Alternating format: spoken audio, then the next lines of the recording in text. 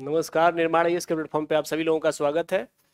हम लोग mains through NCERT series में आगे कंटिन्यू कर रहे हैं। अब पिछले क्लास में हम लोगों ने हड़प्पा सभ्यता में, इंडस वैली सिविलाइजेशन में कला के कुछ स्वरूपों की चर्चा की थी, जिसमें हमने सबसे पहले पत्थर की, जो हड़प्पा सभ्यता में पत्थर की जो मूर्तियां मिली हैं उनको जाना, उनका महत्व जाना, उनकी वर्तमान में जो प्रासंगिकता है वह जाना, जो कि एग्जैक्टली UPSC पूछता है। ठीक है, इसमें हम लोगों ने सबसे पहले जाना कि ये जो पुरोहित की मूर्ति थी, इनके वस्त्र, इनके पहनावे और इनकी जो सुंदरता बनाई गई है उसका क्या महत्व है।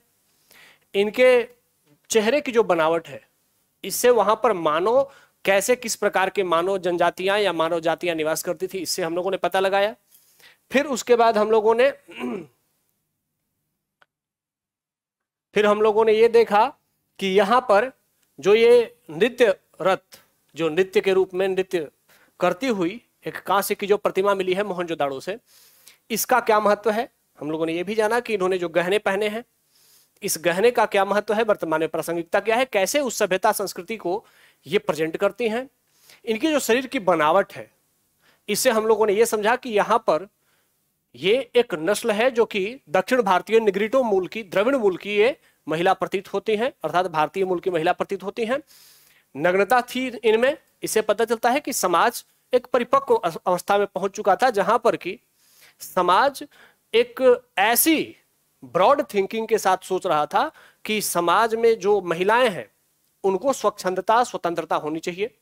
साथ ही इनके जो परिधान है, इनके जो गहने थे, यहां देखिए इन्होंने अपने बाएं हाथ में पूरे कंधे से लेकर के कलाई तक पूरी चूड़ियां पहन रखी है। इससे पता चलता था कि हड़प्पा सभ्यता के लोग गहनों के बहुत अधिक शौकीन थे। ठीक है, साथ ही इस डांसिंग के, ये जो डांसिंग पोज है, बेसिकली इस पोज को हम सभी लोगों ने, अगर आप लोगों ने भगवान श्री कृष्ण को कभी नाचते हुए देखा है, ठीक है, तो भगवान श्री कृष्ण जब गोपियों के साथ रासलीला करते थे तो वो त्रिभंग मुद्रा में करते थे। वो बांसुरी जब बजा रहे होते थे तो त्रिभंग मुद्रा का मतलब होता है कि बॉडी का जो पोस्चर है वो 3 डायमेंशन में हो। ठीक है, ये देखिए सर थोड़ा झुका हुआ है उस साइड, फिर जो शेष धड़ है वो हल्का सा फ्लैट है, हल्का सा कर्व है, और फिर उसके बाद पैर इस मुद्रा में है। तो भगवान कृष्ण भी जब बांसुरी बजाते थे तो ऐसे हो जाते थे, अपने पैरों को फोल्ड कर लेते थे, कमर को हल्का सा ऐसे कर लेते थे। तो ये त्रिभंग मुद्रा है, जो कि भारत में, जो भारत की शास्त्रीय नृत्य शैली है उसमें अक्सर प्रयोग किया जाता है, और मुख्य रूप से उड़ीसा शैली में और कथक शैली में उसका प्रयोग होता है। ये जो शैलियां हैं, उससे पहले ये हड़प्पा सभ्यता की जो डांसिंग गर्ल मिली हैं, इन्होंने भी वहां पर त्रिभंग मुद्रा में डांस के लिए अपने आप को पोज किया हुआ है। तो इससे पता चलता है कि हड़प्पा सभ्यता में, इस मूर्ति को देख करके पता चलता है कि नृत्य की शैलियां विकसित हो गई थी। लोग नृत्य और संगीत के बारे में जानकारी रखते थे, और साथ ही कलात्मकता को भी ध्यान में रखते थे कि नृत्य और संगीत जो है वह कलात्मक विद्या के रूप में, विधा के रूप में विकसित हो चुका था। ठीक है, फिर हम लोगों ने देखा कि हड़प्पा सभ्यता में यह एक वृषभ है, एक बैल है, जो कि कांसे के बने हैं। कांसे के इस बैल के बनने से हम लोगों ने यह अंदाजा लगाया कि कोई इतना विशाल, अगर कांसा चूंकि उस काल की सबसे प्रमुख धातु थी, उस काल में सोना, चांदी, तांबा ये सब धातु का प्रयोग होता था, लेकिन कांसा उस काल की सबसे प्रमुख विशेषता, सबसे प्रमुख धातु थी। तो कांसे का इतना बड़ा बैल बनाना, और चूंकि सबसे कीमती धातु है और इससे अगर ये बैल बनाया जाता तो इससे पता लगता है कि कांसा से बना बैल अगर है तो यह बैल बहुत ही महत्वपूर्ण रहा होगा। मतलब कि हड़प्पा सभ्यता में जो पशु हैं, जो बैल हैं, उन्हें विशेष स्थान दिया जाता होगा। ठीक है, हमने ये अंदाजा लगाया इससे।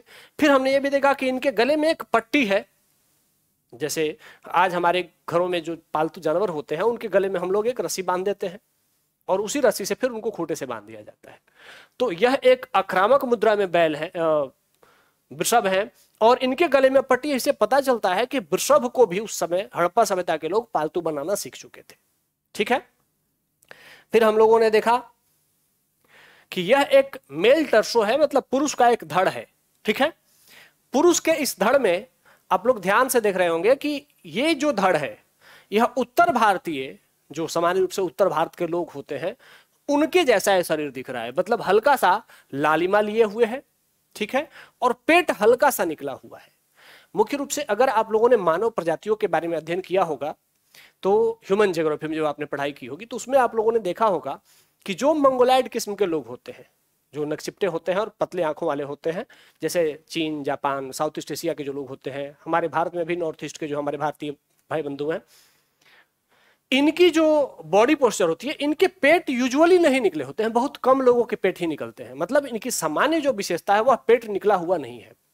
फिर अगर आप यूरोपीय लोगों को देखें, चाहे यूरोपीय हो या फिर नॉर्थ अमेरिकन हो या फिर साउथ अमेरिकन भी, इनमें भी आप जब देखेंगे तो इनके ये जो एस्ट्रोरस प्रजाति है, इनमें भी जो पेट निकला हुआ है ये बड़ा कम दिखता है, ठीक है।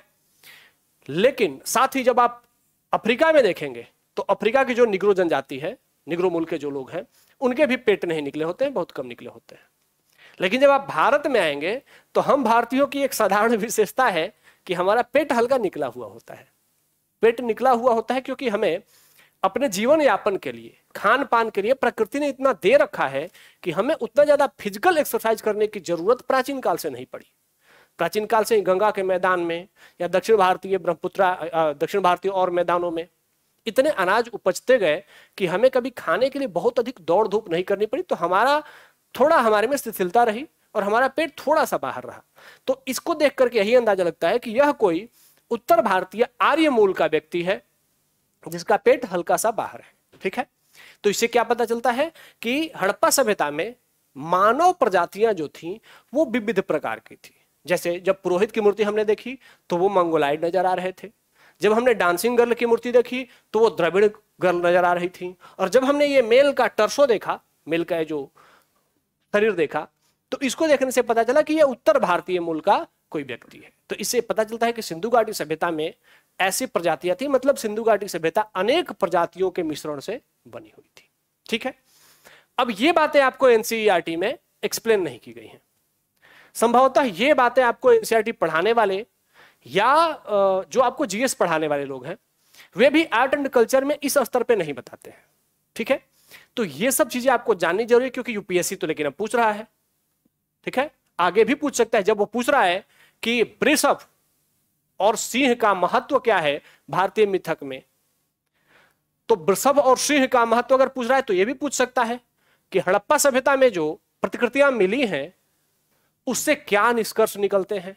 जो हड़प्पा सभ्यता की कलात्मकता रही है वह भौतिकता और उनके जो आदर्श रहे हैं, जो उनके दर्शन रहे हैं, उनकी दार्शनिकता को किस हद तक प्रस्तुत करती है। तो ये सब चीजें अब आपको जाननी ही चाहिए, ठीक है।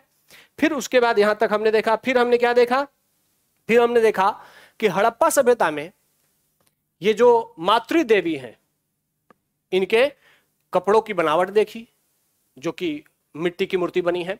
फिर हमने देखा कि इनके जो गहने हैं वो इतने इन्हें सजाए गए हैं, इससे पता चलता था कि हड़प्पा सभ्यता में जो लोग देवी देवता के बारे में सपोज करते थे, एज्यूम करते थे, जैसे हम लोग देवता के बारे में अगर सोचते हैं, ईश्वर के बारे में सोचते हैं, सिंपल अगर तरीके से भगवान विष्णु के बारे में सोचते हैं तो क्या सोचते हैं कि भगवान विष्णु सुंदर कपड़े पहने हुए हैं, गले में सुंदर सुंदर हार है, पुष्पहार है, ठीक है, खूब सुंदर ओजस्विता है, उनमें गहनों से लदे पड़े हैं।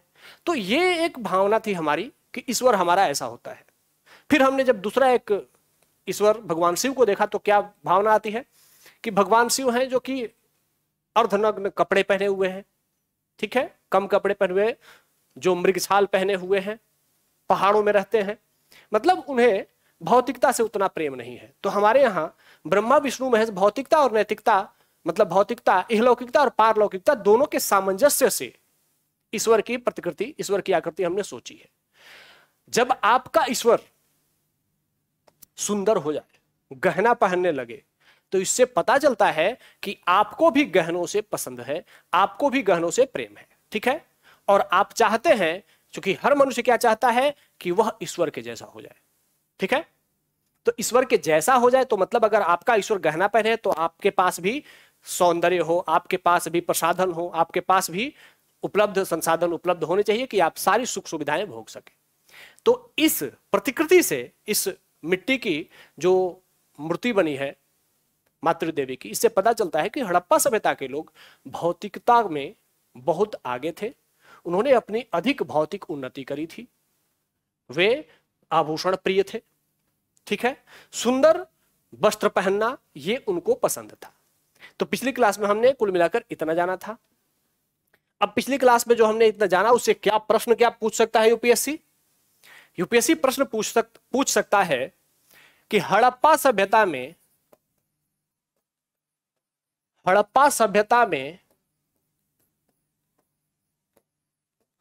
कला की या हड़प्पा सभ्यता में मूर्ति कला उस काल के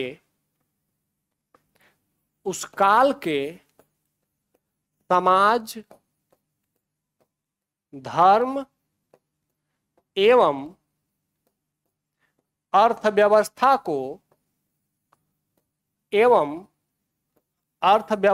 को किस हद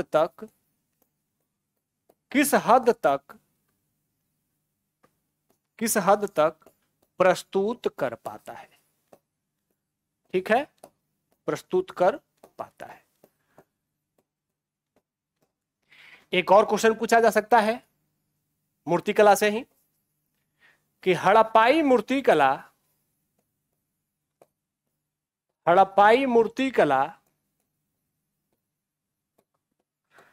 वर्तमान मूर्तिकला को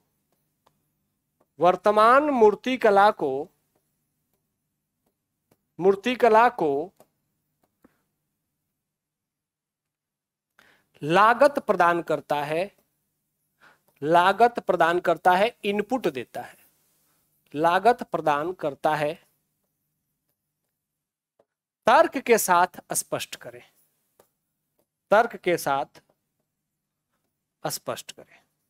ठीक है।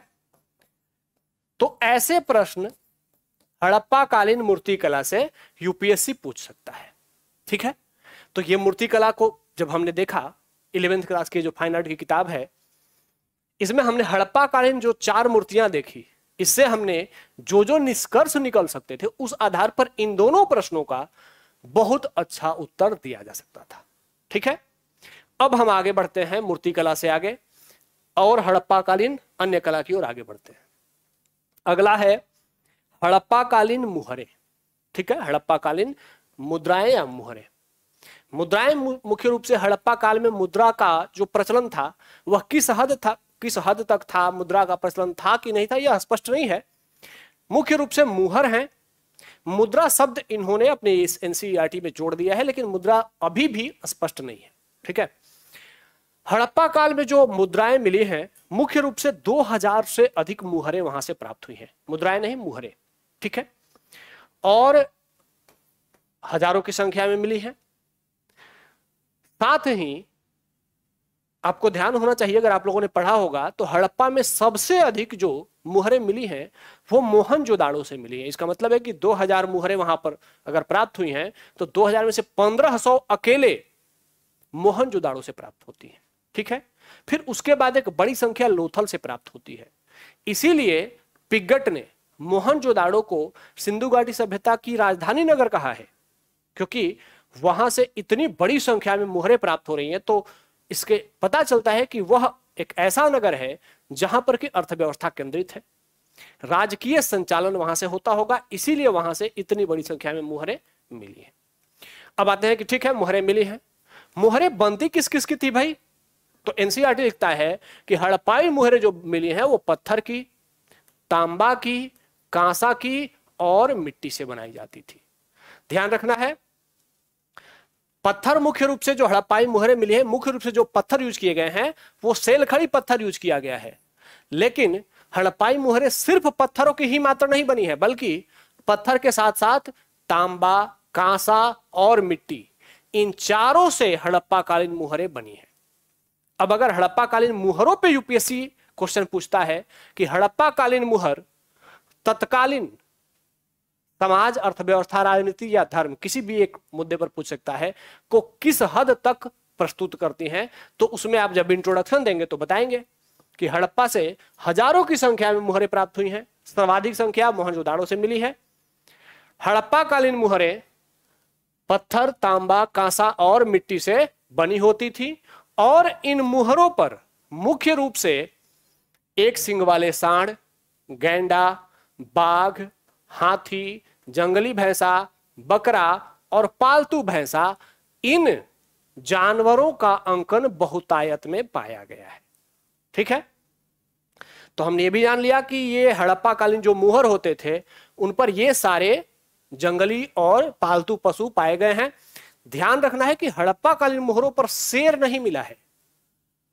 ठीक है, तो शेर नहीं लिखिएगा। इस तरीके से हमने एक अच्छा इंट्रोडक्शन दिया मुहरों का। ठीक है, फिर आगे बढ़ते हैं कि भाई मुहर मिल तो गए, लेकिन इनका उद्देश्य क्या रहा होगा? हड़प्पा के लोग मुहर क्यों बनाते होंगे? देखिए, मुहर बनाने के दो ही उद्देश्य हो सकते हैं। एक कि आइडेंटिटी मार्क हो, ठीक है, या दूसरा व्यापार में प्रयुक्त होने के लिए मुद्रा के रूप में उपयोग हो।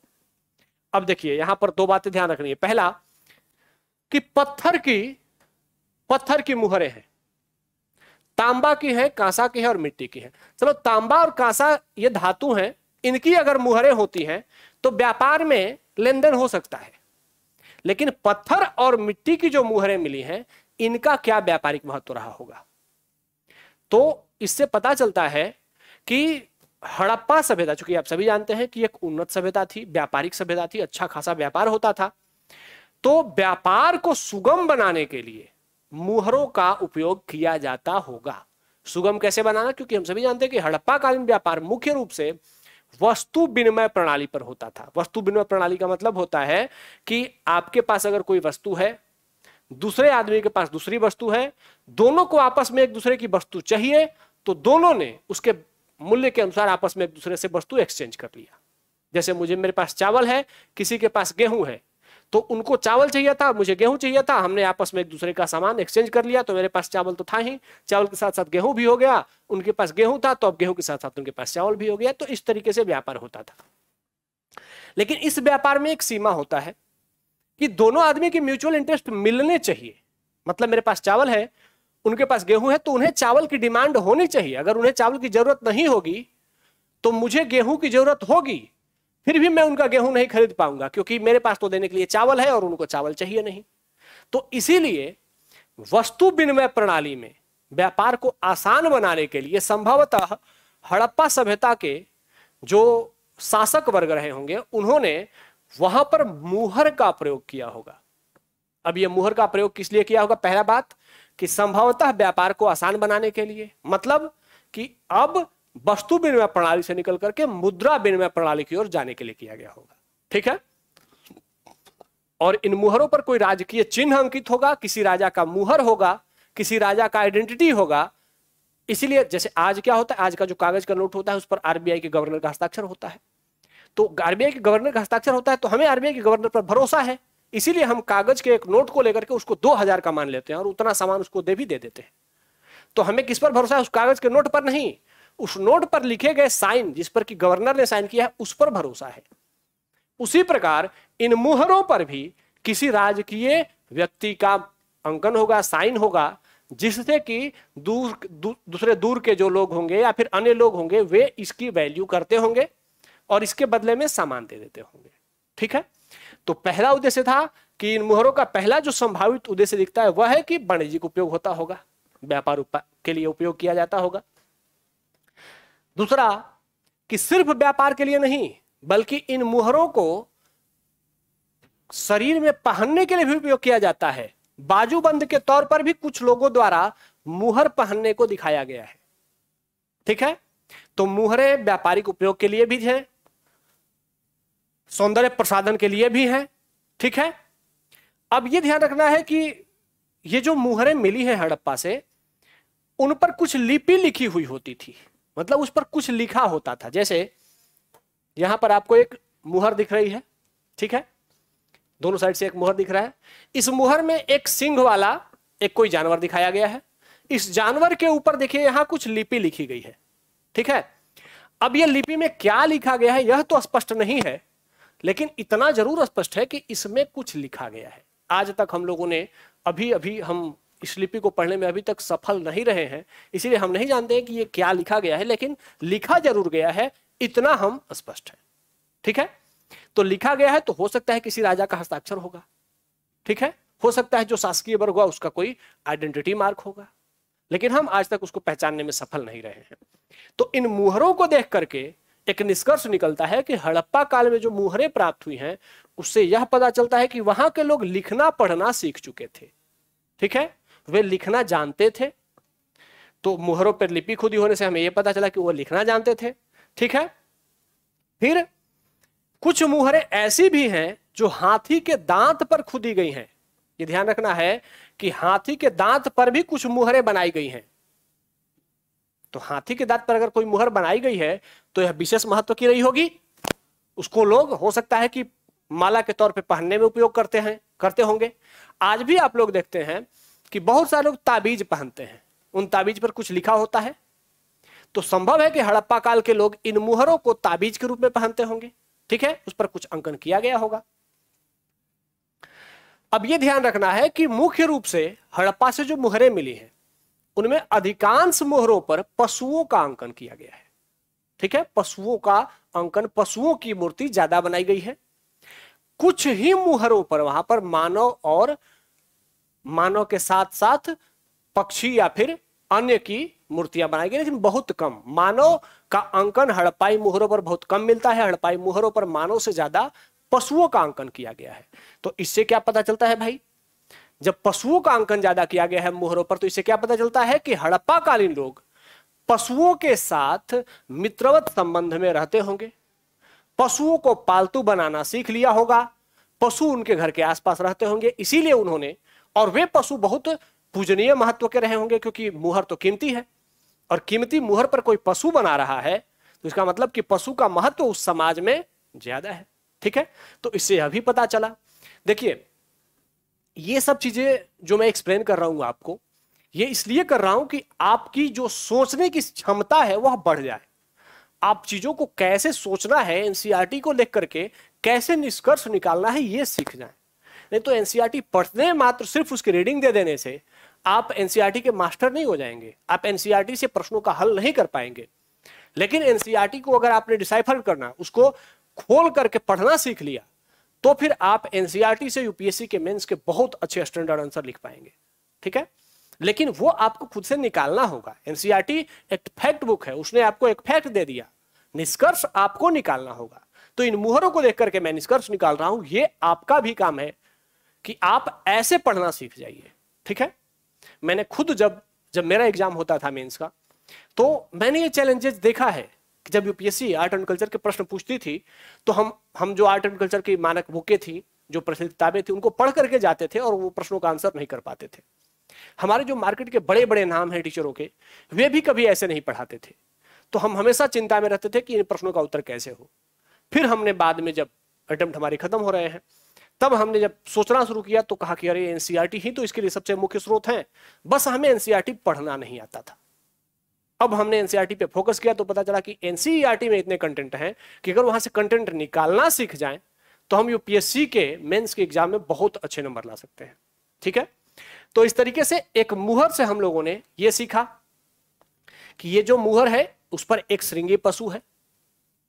एक सिंग वाले पशु होने का क्या मतलब है कि उस समाज में यह कोई बहुत महत्वपूर्ण पशु होगा जिसको, और एक सिंग वाला कोई पशु तो होता नहीं है वर्तमान में जो कि पालतू हो सके, बैल के जैसा दिखने वाला हो। तो इसका मतलब है कि यह पशु एक इमेजिनेटिव पशु होगा। उन लोगों ने ऐसा सोचा होगा कि कोई ऐसा ईश्वरीय प्रतीक होगा, जैसे हम लोग सोचते हैं कि जो देवराज इंद्र हैं वो हाथी पर चलते हैं, उनके हाथी के 7 सूंड हुए। तो वर्तमान में हाथी को तो हमने कभी 7 सूंड वाला हाथी देखा नहीं है, लेकिन हमने क्या देखा कि देवराज इंद्र का जो हाथी है, ऐरावत हाथी है, उसके 7 सूंड है, मतलब वो कोई देवता का हाथी है। तो उसी तरीके से हड़प्पाई समाज के जो लोग होंगे उनके लिए यह देवता की कोई एक प्रतिकृति होगी, जो कि उन्होंने ऐसा सोचा कि उसका एक सिंग होता होगा, बैल के जैसा दिखता होगा, ठीक है, और उसके ऊपर कोई मुहर लिखी, कोई लिपि लिखी गई है। तो इस मुहर से हमने ये निष्कर्ष निकाला, ठीक है। अब देखिए अगली मुहर है जो कि वेरी वेरी इंपॉर्टेंट है। यहां से प्रीलिम्स में तो बहुत बार क्वेश्चन बने हैं, मेंस में आपके आंसर लिखने के लिए अगर हड़प्पा कालीन मुहरों पे इंडिपेंडेंटली हड़प्पा कालीन मुहर कला पर प्रश्न आता है तो ऐसे में हड़प्पा कालीन मुहर कला के बारे में लिखने के लिए यह बहुत महत्वपूर्ण होगा। ठीक है, अब इसको डिसाइफर करते हैं, इसको समझते हैं कि इससे क्या पता चलता है। पहले तो जान लेते हैं कि ये जो मुहर है आप लोगों को थोड़ी यादें दिख रही होगी, क्योंकि ऐसी ही सील प्राप्त हुई है टूटी फूटी। यह जो मुहर है इसमें दिखाया गया है कि एक मनुष्य, देखिए ध्यान से, एक मनुष्य है जिसके 2 सींग हैं, ये सर पे पहने हुए है टोपी, और यहां देखिए पालथी मार करके बैठा हुआ है। ठीक है, इधर पालथी किए हुए है, ये हाथ ऐसे हैं, हाथ योग की मुद्रा में ऐसे हैं, ध्यान से देखिए आप लोग, योग की मुद्रा में ऐसे हाथ हैं, पालथी मार करके बैठे हैं, सर पे 2 सींग हैं, दिख रहे हैं आपको, एक मनुष्य ऐसा दिख रहा है। ठीक है, तो पालथी मारकर मनुष्य बैठा है, उसके दाहिने ओर, मनुष्य के दाहिने ओर ध्यान से देखिए, यह एक बाघ है, और ऊपर देखिए यहां पर ये एक हाथी है, दिख रहा है। तो दाहिने ओर बाघ और हाथी हैं। बाएं ओर ध्यान से देखिए, बाएं ओर आप लोगों को दिख रहा होगा एक गैंडा और एक भैंसा, दिख रहा है यहां पर, ध्यान से देखिएगा तो दिख जाएगा, एक गैंडा और एक भैंसा दाहिने ओर। और नीचे, आसन के नीचे यहां पर ध्यान से देखिएगा, शायद आप लोगों को अच्छा से दिख रहा होगा, यहां पे 2 हिरण दिख रहे हैं। ठीक है, तो पशुपतिनाथ की, जो पशुपति की ये जो मुहर मिली है, मोहनजोदाड़ो से ये मुहर मिली है, इस मुहर में इतने जानवर एक योगी के सामने बैठे हुए दिखाए गए हैं। ठीक है, चलिए अब एनसीईआरटी ने जो इंफॉर्मेशन देना था आपको वो इंफॉर्मेशन दे दिया। अब आपका काम है कि इस इंफॉर्मेशन के आधार पर अगर हड़प्पा कालीन मुहरों पर, मुहर कला पर कोई प्रश्न पूछा जाता है, या हड़प्पा कालीन कला पर भी कोई प्रश्न पूछा जाता है, तो उस कला में आप इस मुहर को ऐड करके और कोई निष्कर्ष दे पाए। आइए अब सोचते हैं कि ऐसा क्या है, इसमें विशेष क्या है, इससे हम क्या निष्कर्ष निकाल सकते हैं। तो हड़प्पा कालीन मुहर का निष्कर्ष पहला कि एक मनुष्य है, योग की मुद्रा में बैठा हुआ है। तो इससे क्या पता चलता है कि हड़प्पा काल में योग की, हड़प्पा काल में मुहर से निष्कर्ष क्या निकलता है भाई, कि हड़प्पा काल में योग की जो विधा है, योग की विधा, योग का प्रचलन शुरू हो गया था। योग का प्रचलन प्रारंभ, हड़प्पा काल में योग का प्रचलन प्रारंभ हो गया। ये कहां से हमने पता लगाया, ये इस पशुपति की मुहर से। ठीक है, दूसरा, यह कोई ऐसा कोई देवता है, क्योंकि इसके चारों ओर जो जानवर हैं, ध्यान से समझिएगा, सुनिएगा, ये आपको कहीं एक्सप्लेन किताबों में नहीं किया गया होगा।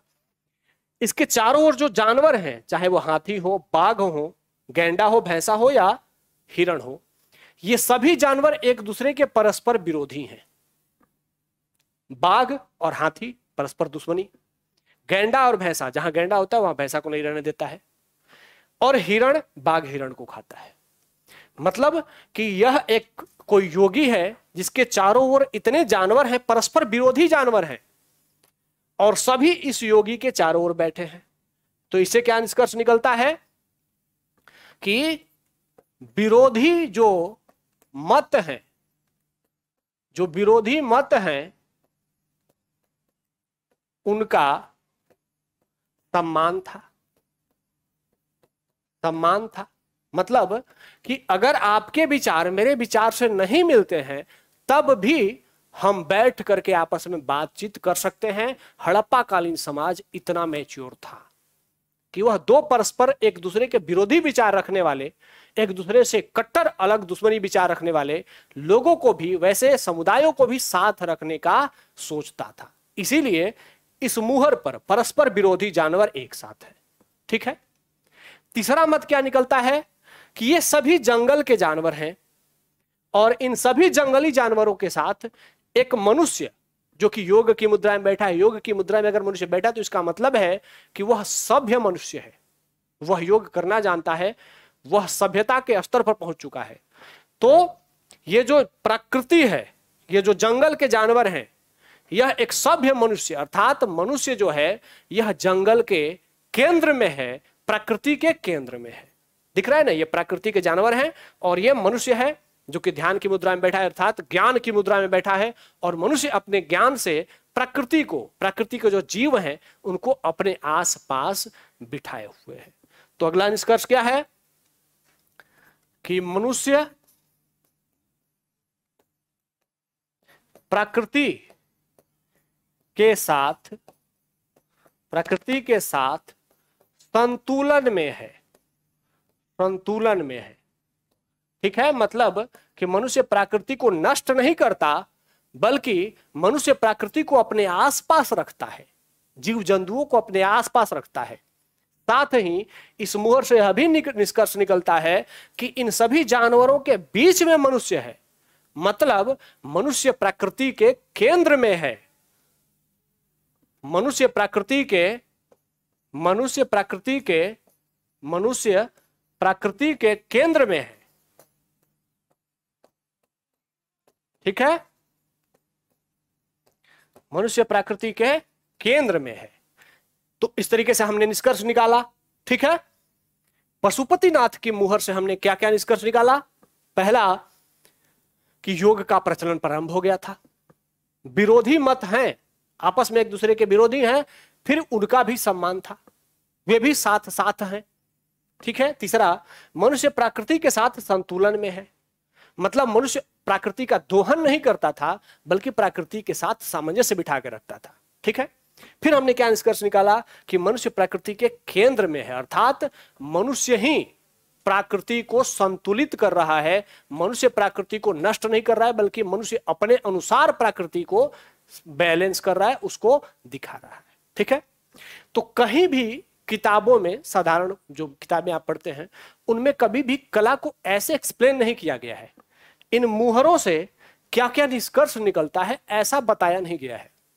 लेकिन यह यूपीएससी पूछती है, ये जो इतिहासकार, बड़े बड़े इतिहासकार हैं, उनकी किताबों में तो है, लेकिन उनके किताबों में है तो हमने उस पर ध्यान नहीं दिया है, लेकिन यूपीएससी पूछता है, तभी तो उसने बाघ और शेर और वृषभ के महत्व को पूछ लिया।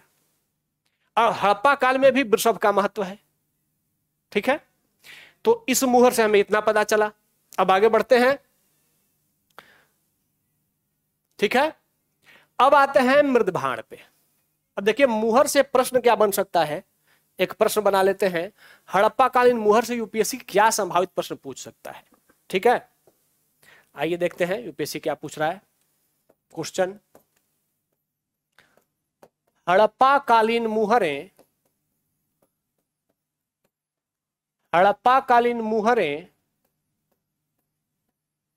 वर्तमान मनुष्य के लिए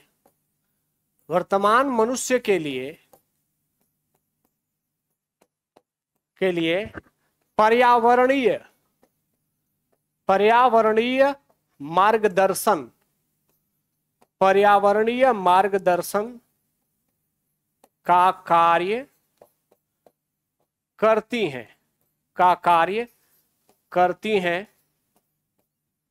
हैं, स्पष्ट कीजिए। ठीक है, स्पष्ट करें।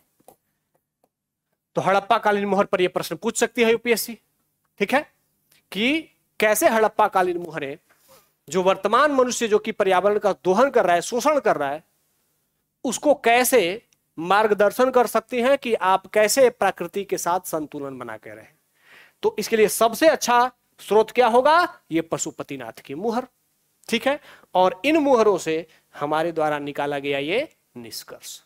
ठीक है, तो मुझे उम्मीद है कि अगर हड़प्पा कालीन मुहरों से, मुहर कला से अगर प्रश्न पूछा गया वर्तमान की प्रासंगिकता के साथ जोड़ करके, तो अब आप लोग उसका उत्तर देने में सफल होंगे। ठीक है, आइए आगे बढ़ते हैं। अगला है हड़प्पा कालीन मृदभाण।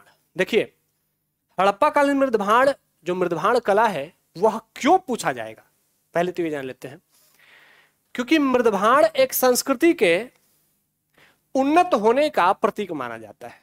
ठीक है, एक संस्कृति एक चरण से आगे बढ़ चुकी है, वहां के लोग अब जमीन पे खाने या पत्तों पे खाने से आगे बढ़ करके बर्तनों में खाना पीना रखना, खाने को सुरक्षित रखना और साफ स्वच्छ रहना सीख गए हैं। इसलिए मृदभाण महत्वपूर्ण होता है। इतनी जानकारी मृदभाण हमें देता है। अब सबसे पहले देखते हैं हड़प्पा काल में मृदभांड कैसे हैं भाई। ये देखिए हड़प्पा काल में जो बर्तन बनाए गए हैं, ये देखिए ऐसे सुंदर सुंदर सुराहियां बनाई गई हैं, ये मिट्टी के बर्तन हैं। यहां देखिए एक ऐसा बर्तन बना है जो कि अंदर से खोखला है लेकिन उसमें चारों ओर से छिद्र हैं, ठीक है। तो ये छिद्रित बर्तन क्या इंडिकेट करता है, इससे क्या निष्कर्ष निकाला जा सकता है, यह भी हम लोग देखेंगे। तो बर्तन देखिए बड़ा सुंदर, गुणवत्ता उत्तम है, देखने में बहुत सुंदर सुंदर दिख रहा है, सुराही बड़ी बड़ी है, इससे पता चलता है कि वे अनाजों को सुरक्षित रखना सीख चुके थे, ठीक है। छोटे छोटे बर्तन हैं। अब आइए इन बर्तनों के बारे में पहले जान लेते हैं। सबसे पहले एनसीईआरटी कहता है कि हड़प्पा के पुरास्थलों से बड़ी संख्या में मृदभांडों की प्राप्ति हुई है। मुख्य रूप से जो मृदभांड बने हैं ये मिट्टी के बर्तनों के बने हैं, ठीक है। इनके बनाने से उनकी जो बनावट है, इन मृदभांडों की जो बनावट है, इस बनावट से हम वहां के लोगों के डिजाइनिंग की और कलाकृति निर्माण की जो गुणवत्ता है उसको समझ सकते हैं, ठीक है। तो हमें पता चलता है कि हड़प्पा काल के लोग बहुत अच्छे कलाकार थे, वे बर्तन को बहुत सुंदर डिजाइन में बनाना सीख चुके थे, ठीक है। फिर इसके बाद हम आते हैं कि जो हड़प्पा काल के बर्तन बने हैं मुख्यतः वे चाक पर बनाए गए हैं, ठीक है। मतलब कि सिर्फ हाथ से बने हुए टेढ़े मेढ़े बर्तन हड़प्पा से नहीं मिले हैं। हड़प्पा से जितने बर्तन सिंधु घाटी सभ्यता से हमें प्राप्त हुए हैं उनमें से वे सारे बर्तन लगभग कुम्हार की चाक पर बनाए गए हैं और हाथ से नहीं बनाए गए हैं, ठीक है। अब यहां ठीक है हाथ से तो नहीं बनाए गए हैं, लेकिन और क्या विशेषता है भाई कि ये जो सारे बर्तन बनाए गए हैं ये सादे बर्तन अधिक है। इसका मतलब है कि इनमें लाल पीला हरा काला ये सब पेंटिंग ज्यादा नहीं की गई है, उनको बनाया गया है, सुंदर बनावट है, लेकिन वो चित्रकारी उन पर बहुत कम की गई है, और अगर की भी गई है तो थोड़ी थोड़ी हल्की हल्की लाल और काला रंग का ही उपयोग किया गया है, जो कि मुख्य रूप से सबके लिए आसानी से उपलब्ध है, ठीक है। गुणवत्ता सुंदर है लेकिन चित्रकारी नहीं की गई। इसे क्या पता चलता है कि हड़प्पा कालीन जो लोग थे वह भौतिकता और किसी भी वस्तु के उपयोगिता पर अधिक महत्व देते थे, न कि सौंदर्य पर। मतलब इसकी उपयोगिता अधिक है, इसको सुंदर बनाओ, मजबूत बनाओ, टिकाऊ बनाओ, लेकिन उस पर पेंटिंग फेंटिंग करके दिखाने की जरूरत नहीं है। थोड़ा टेढ़ा भी होगा तो चलेगा लेकिन मजबूत होना चाहिए। तो इससे पता चलता है कि हड़प्पा कालीन जो लोग थे वे उपयोगितावादी थे, इसीलिए उनके जो भवन मिलते हैं उनकी भवन की दीवारें मोटी मोटी हैं, ठीक है। उनकी जो नालियां हैं, उनके जो नगर नियोजन सिस्टम है यह बहुत उन्नत है, लेकिन सुंदरता से ज्यादा मजबूती पर ध्यान है उनका। उसी तरीके से जब बर्तन बनते हैं तो बर्तनों में भी सुंदरता से ज्यादा उसकी गुणवत्ता पर ध्यान दिया जाता है। तो इससे पता चलता है कि वहां हड़प्पा कालीन लोग उपयोगिता पर ध्यान देते थे, किसी आकर्षण में नहीं पड़ते थे, ठीक है। ये उनके बर्तन बताते हैं। फिर क्या पता चलता है भाई कि उन बर्तनों पर लाल और स्लेटी लेप लगा दिया जाता था, लाल और काला लेप, ठीक है। कुछ यहां से ऐसे बर्तन जैसे ये है छिद्रित बर्तन प्राप्त हुए हैं। अब भाई इस छिद्रित बर्तन का क्या उपयोग रहा होगा, क्योंकि इसमें अनाज रखेंगे तो भी बाहर निकल जाएगा, पानी रख नहीं सकते क्योंकि पानी बह जाएगा, तो इसको क्यों बनाया गया होगा।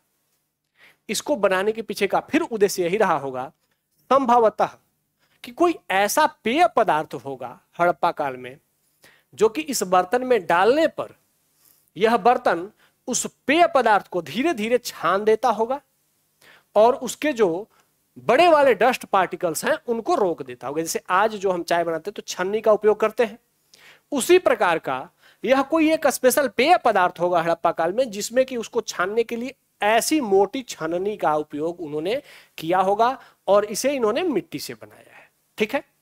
तो इसका मतलब क्या है कि हड़प्पा काल के लोग, इससे क्या निष्कर्ष क्या निकलता है कि हड़प्पा काल के लोग बहुत अधिक स्वच्छता पर ध्यान देते थे, पेय पदार्थों को भी छान करके पीते थे, स्वच्छ रहते थे, स्वास्थ्य पर ध्यान देते थे, ठीक है। तो ये सब निष्कर्ष उनके बर्तनों से निकलता है। अब आते हैं उनके, ये देख रहे होंगे आप लोग, बहुत सुंदर सुंदर लग रहा है, आभूषण, ठीक है। तो हम लोगों ने अब उनके मृदभांड देखे। अब आते हैं आभूषण। भाई हड़प्पा काल के लोग कैसे आभूषण बनाते थे, आभूषण पहनने के पीछे का उद्देश्य क्या था। और अगर आप लोगों ने कभी नोटिस किया होगा तो आप लोगों ने ध्यान दिया होगा कि भारत की जो महिलाएं हैं या भारत के जो पुरुष हैं वे आभूषण पहनने के ज्यादा शौकीन हैं। दुनिया में आपको कहीं भी, चाहे वो पश्चिम का विश्व हो या फिर चीन, Japan, Thailand, south east Asia या फिर ऑस्ट्रेलिया, यहाँ का दुनिया हो या फिर अफ्रीकन कंटिनेंट की जो जनजातियां हैं वो तो फिर भी, लेकिन इन दोनों में कहीं भी आपको महिलाएं सोने के गहने या फिर गहनों को बहुत ज्यादा पहने हुए नहीं दिखेंगी। आप लोगों ने शायद गौर किया होगा। लेकिन भारत में कोई भी ऐसी महिला नहीं होगी जिसके पास कोई गहना नहीं होगा और जिसे स्वर्ण से, सोने के गहने से लगाव नहीं होगा। तो यहाँ की महिलाओं के पास सोने के गहने बहुत हैं। तो ये गहने आज से नहीं है। हमारी जो सबसे पुरानी सभ्यता है, इंडस वैली सिविलाइजेशन, हड़प्पा की सभ्यता, उस काल से ही यह परंपरा चली आ रही है कि हम सभी प्राचीन काल से ही इन आभूषणों को पहनने के शौकीन रहे हैं। और इसीलिए आप सभी जानते होंगे कि हड़प्पा काल में विदेश से जो व्यापार होता था उनमें सुंदर सुंदर जो पत्थर होते थे, जो मोती होते थे, वो विदेशों से मंगाए जाते थे ताकि उनके आभूषण बना करके और हड़प्पा के लोग पहन सके।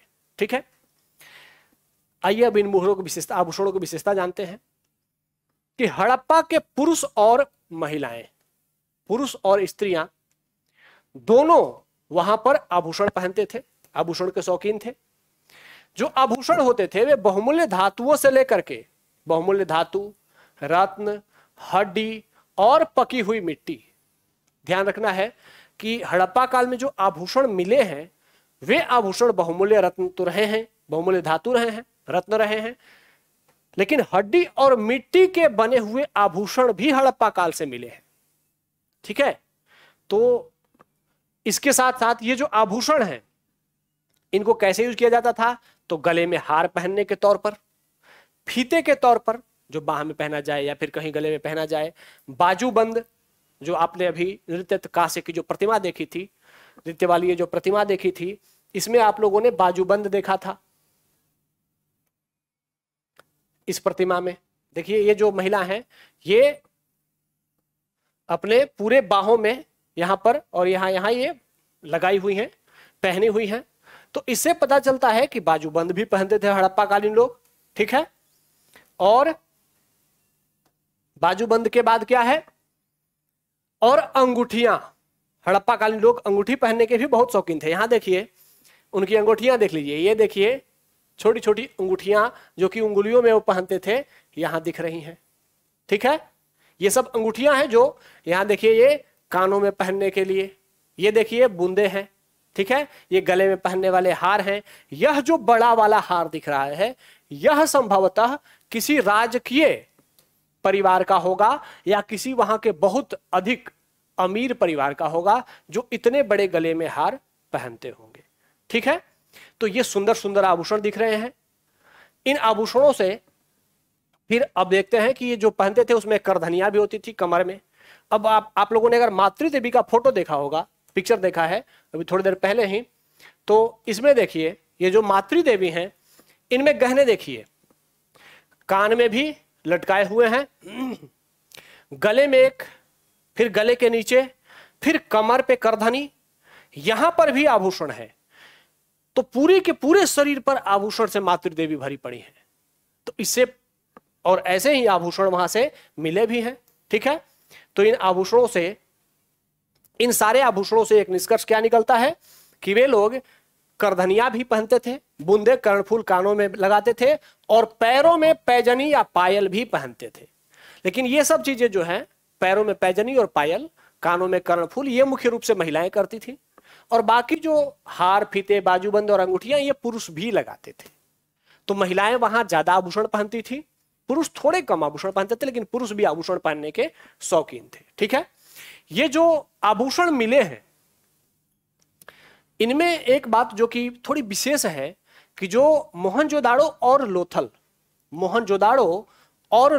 से जो गहने मिले हैं इनमें ध्यान रखना है कि यहां से मोहनजोदाड़ो और लोथल से सोने सोने के और नगों के हार, तांबे के कड़े और मन के सोने के कुंडल, बुंदे और झुमके बहुत अधिक मिले हैं। ठीक है, तो मोहनजोदाड़ो और लोथल यहां से जो स्वर्ण गहने हैं यह बहुत अधिक संख्या में मिले हैं। तो इससे क्या पता चलता है कि भाई मोहनजोदाड़ो में समाज का या उस पूरे क्षेत्र का संभ्रांत परिवार रहता होगा, संभ्रांत समाज रहता होगा, वहां बहुत अधिक अमीर लोग रहते होंगे, तो इसीलिए वो स्वर्ण आभूषण पहन रहे हैं। मोहनजोदाड़ो कैसा नगर है? या तो बहुत बड़ा व्यापारिक सेंटर रहा होगा, तभी तो वहां खूब ज्यादा अमीर रहे होंगे लोग, या फिर कोई राजा का या राजनीतिक केंद्र रहा होगा, प्रशासनिक केंद्र रहा होगा, तो वहां प्रशासनिक वर्ग रहता होगा जो कि काफी समृद्ध होगा, तो वो समृद्ध था तो ऐसे आभूषण पहनता था। दूसरा नगर है लोथल। लोथल हम सभी जानते हैं कि सिंधु घाटी सभ्यता का बंदरगाहीय नगर है। ठीक है, अब बंदरगाहीय नगर की विशेषता क्या होती है कि बंदरगाहीय नगर पे विदेश से व्यापारी आते हैं तो वहां रुकते हैं, यहां से व्यापारी जब विदेश में व्यापार करने जाते हैं तो भी वहां रुकते हैं। तो इस तरीके से जो बंदरगाहीय नगर होता है वह एक बीच में पोर्ट ऑफ कॉल जैसा हो जाता है, मतलब जहां दोनों तरीके से व्यापार, दोनों तरफ से व्यापारी आकर रुकते हैं, तो वहां व्यापारी आकर के रुक रहे हैं तो फिर अब उनके सुख सुविधा का वहां पर डेवलपमेंट होता गया, और इस तरीके से लोथल के लोग धीरे धीरे व्यापारियों के रुकने के कारण धीरे धीरे अमीर होते चले गए। तो लोथल में अगर सोने के बहुत सारे हार मिल रहे हैं तो इससे पता चलता है कि लोथल के जो लोग होंगे वो आर्थिक रूप से काफी समृद्ध रहे होंगे। ठीक है, तो इस तरीके से हमने ये जान लिया कि जो हड़प्पा सभ्यता में जो आभूषण थे उनका महत्व क्या था, कैसे कैसे आभूषण मिले हैं, किन किन धातुओं के मिले हैं, जिसमें कि मूल्यवान धातु, रत्न, हड्डी और पकी हुई मिट्टी तक के आभूषण मिले हैं, कौन कौन से आभूषण मिले हैं, हार, फीता, बाजूबंद, अंगूठियां, करधनियां, कर्णफूल और पैजनी। ठीक है, कहां से बहुत अधिक संख्या में मिले हैं, तो मोहनजोदाड़ो और लोथल से मिले हैं। ठीक है, तो इनके साथ हमने जो निष्कर्ष निकालना था वो निष्कर्ष भी निकाल लिया कि इससे क्या क्या पता चलता है कि हड़प्पा सभ्यता के लोग कैसे रहे होंगे, आभूषण प्रिय रहे होंगे, पुरुष और महिलाएं दोनों आभूषण को पसंद करती होंगी। साथ ही समाज में कुछ क्षेत्र ऐसे होंगे जहां पर ज्यादा समृद्धि होगी तो वहां के लोग ज्यादा आभूषण पहनते होंगे, जैसे मोहनजोदाड़ो और लोथल के लोग। ठीक है, तो इस तरीके से हमने आभूषणों के बारे में एनसीईआरटी से जो निष्कर्ष निकल सकता था वह भी आपके साथ साझा किया। ध्यान रखना है कि आभूषण से इंडिपेंडेंटली प्रश्न नहीं बनेगा। जो यूपीएससी प्रश्न पूछेगा वो सिर्फ हड़प्पा कालीन आभूषणों से नहीं पूछेगा। हो सकता है कि हड़प्पा कालीन कला से प्रश्न पूछा जाए तो यह आभूषण आपको एक इनपुट देगा, एक पॉइंट बनाने के लिए काम आएगा, लेकिन इंडिपेंडेंटली आभूषण से प्रश्न नहीं पूछे जाएंगे। हां, आभूषण से नहीं पूछे जाएंगे, लेकिन कहां कहां से पूछे जाएंगे, तो सबसे पहले वहां की जो मूर्तियां हैं, मूर्ति कला से प्रश्न पूछे जाएंगे। ठीक है, मुहरों से प्रश्न पूछे जाएंगे। इंडिपेंडेंटली जो प्रश्न पूछे जाएंगे वह मूर्तियों से पूछे जा सकते हैं। ठीक है, मुहरों से पूछा जा सकता है। थोड़ी संभावना है कि मृदभाण से पूछा जाएगा, लेकिन संभावना कम है। हाँ, मृदभाण से प्रश्न मृदभाणों के विकास के चरण के रूप में पूछा जा सकता है कि हड़प्पा कालीन मृदभाण, वैदिक कालीन मृदभाण, उत्तर वैदिक कालीन मृदभाण और मौर्य कालीन मृदभाण, इन चारों में जो संबंध है, जो विकास क्रम है, उसे स्पष्ट करें, तो वो हम लोग आगे देखेंगे। ठीक है, तो इंडिपेंडेंटली प्रश्न मूर्ति से बन सकता है, मूर्ति कला से और मुहर कला से। इनको लेकिन तैयार सबको करना है, क्योंकि अगर हड़प्पा कालीन कला से संपूर्ण रूप से प्रश्न पूछ दिया तो वहां के लिए आप ये सारे चीजों के बारे में, सारी चीजों के ज्ञान के साथ इनपुट दे सकते हैं। ठीक है, तो इस तरीके से हमने हड़प्पा काल में जो कला के प्रमुख स्वरूप थे उनको स्पष्ट किया, उनकी वर्तमान में जो प्रासंगिकता हो सकती थी उसको भी देखा। ठीक है, साथ ही उनसे क्या क्या निष्कर्ष निकाले जा सकते थे ये जान लिया।